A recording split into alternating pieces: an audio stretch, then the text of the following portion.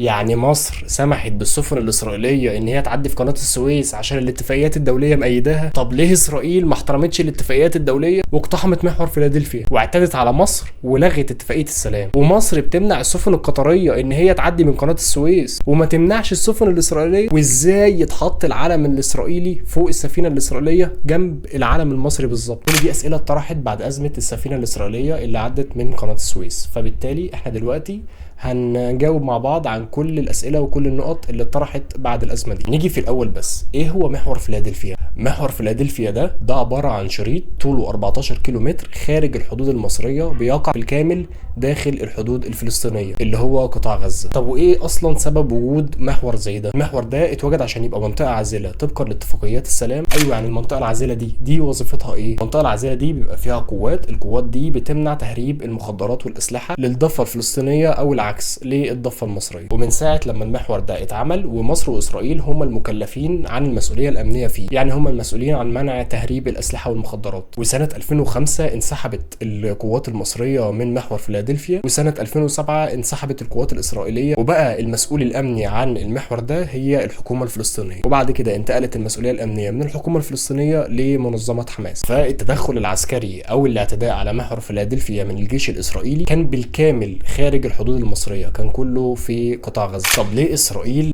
دخلت الدخول الغاشم ده وبالأسلحة التقيلة والقوات المسلحة بتاعتهم لمحور فيلادلفيا ده؟ يعني ايه الحجة اللي استخدموها علشان يحتلوه او يقتحموه؟ الحجة ان هم عايزين يمنعوا الامداد العسكري من سلاح وعتاد لمنظمة حماس. كمان بيدعوا ان منظمة حماس بتستغل محور فيلادلفيا ده علشان يستخبوا فيه او يبقى وقر ليهم، وكل طبعا الاسباب دي حسب ادعائهم. فالخلاصة ان الاعتداء الاسرائيلي على محور فيلادلفيا ما بيخالفش وما بيجمدش اتفاقية السلام اللي اتعقدت ما بين مصر واسرائيل، لان الحاجة الوحيدة اللي تجمد اتفاقية السلام او تلغيها هو الاعتداء المباشر من كلا الطرفين. يعني ان اسرائيل تعتدي مباشرة على مصر او مصر تعتدي مباشرة على اسرائيل، يعني ضرب مباشر. ولكن احنا بنسمي الاقتحام العسكري لمحور فيلادلفيا من القوات الاسرائيلية هو تهديد غير مباشر. بالنسبة للاعلام ان السفينة الاسرائيلية رفعت علم اسرائيل جنب علم مصر، البروتوكول ده يا جماعة بتعمله كل السفن اللي بتعدي من قناة السويس او غيرها. يعني علم الدولة اللي جاي منها السفينة دي بترفعه جنب علم الدولة صاحبة القناة، سواء بقى قناة السويس او قناة بنما او غيرها. وبرضه هنلاحظ سفن كتير عليها اعلام كتير جدا لدول مختلفة، بس السفينة دي بتبقى عدت على مواني كتير وعلى قنوات كتير، وزي ما انتم عارفين ان في سفن تجارية بتلف العالم كله،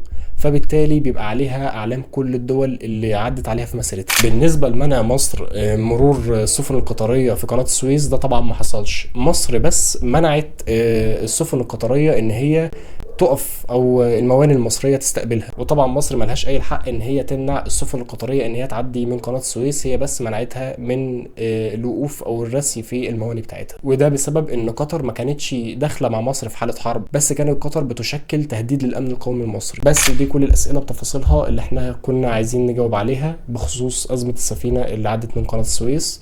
وكان معكم حوار كابتن مسلم، ويلا اقعدوا بالعافيه.